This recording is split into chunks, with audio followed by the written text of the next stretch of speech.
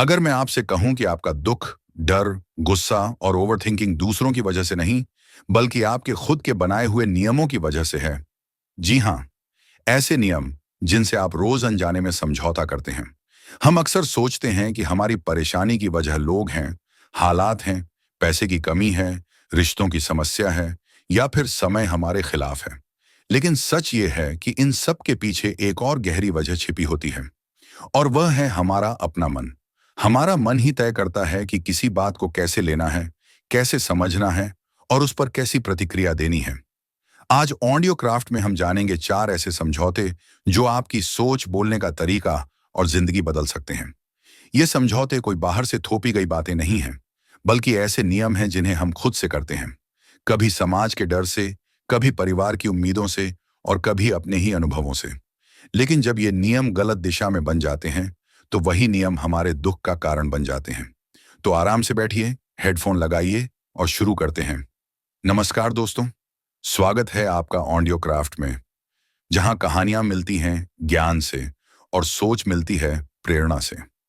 Audio craft सिर्फ एक channel नहीं है, ये एक सफर है अपने मन तक पहुंचने का, अपनी सोच को समझने का और अपनी जिंदगी को थोड़ा बेहतर बनाने का। यहाँ हम किताबों की बात नहीं करते, हम जिंदगी की बात करते हैं। अगर आपको ऑडियो बुक्स, लाइफ लेसन और मोटिवेशन पसंद है, तो वीडियो को लाइक करें, सब्सक्राइब करें और अपने दोस्तों के साथ शेयर करें। आपका एक छोटा सा लाइक किसी और की जिंदगी में बड़ा बदलाव ला सकता है। आज की कहानी आधारित है मशहूर किताब पर, the 4 agreements, Don Miguel Ruiz. तो चलिए कहानी में प्रवेश करते हैं। अध्याय 1, स्वयं के साथ नया समझौता। सबसे पहले यह समझना जरूरी है कि हम जिस दुनिया में रहते हैं वह एक सपना है। नींद का सपना नहीं, बल्कि एक जागृत सपना।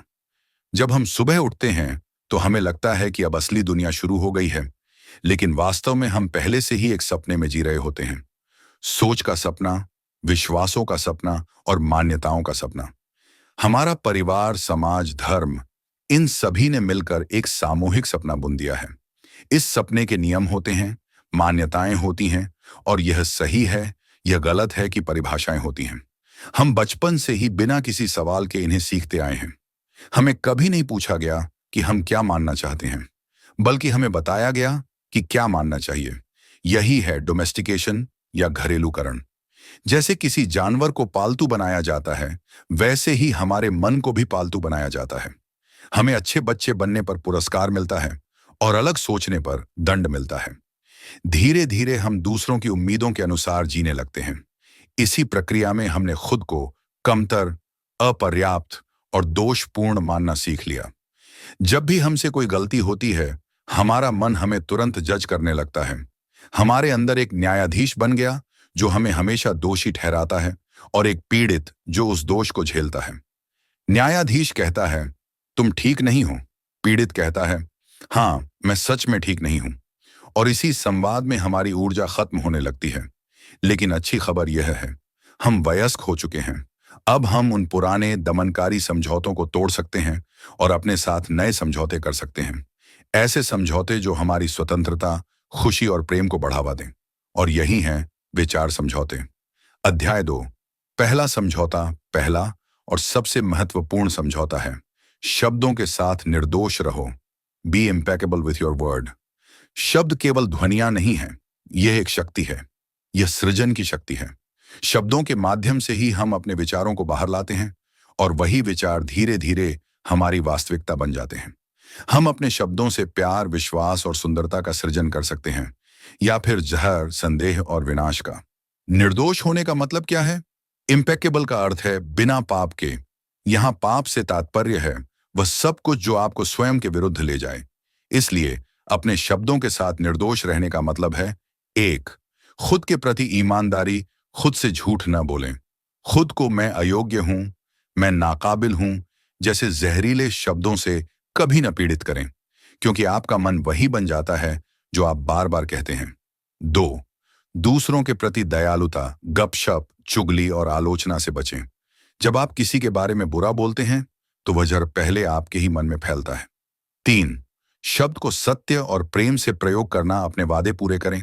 जो कहें, सोच समझ कर कहें। अपने शब्दों से लोगों को सहारा दें, न कि गिराएं। व्यावहारिक उदाहरण, अगली बार जब कोई गलती हो जाए तो खुद से यह न कहें मैं कितना बेवकूफ हूं, बल्कि कहें मैंने गलती की और मैं इससे सीखूंगा। जब किसी से बात करें तो उसकी उपस्थिति की सराहना करें, उसकी कमियां गिनाने के बजाय। अपने शब्दों की शक्ति को पहचानें। यह पहला समझौता आपके संपूर्ण जीवन का आधार है। अध्याय 3। दूसरा समझौता है, कुछ भी व्यक्तिगत मत लो। Don't take anything personally. जब तक आप दूसरों की बातों को व्यक्तिगत रूप से लेते हैं, आप उनके जहर के शिकार बनते रहेंगे। सत्य यह है, दूसरे जो कुछ भी करते हैं, कहते हैं, वह आपके कारण नहीं, बल्कि उनकी अपनी दुनिया, उनके अपने डर, उनकी अपनी राय के कारण करते हैं। जब कोई आपको बुरा कहता है, तो वह अपनी खिड़की से देख रहा है। वह आपको नहीं, बल्कि अपनी कल्पना में बने आपको देख रहा है। अगर कोई आपकी तारीफ करता है, तो भी उसे व्यक्तिगत मत लीजिए। वह उसकी भावना है, आपकी पहचान नहीं। यह समझौता आपको मुक्त करता है। आप आलोचना से मुक्त होते हैं। आप लोगों को बदलने की कोशिश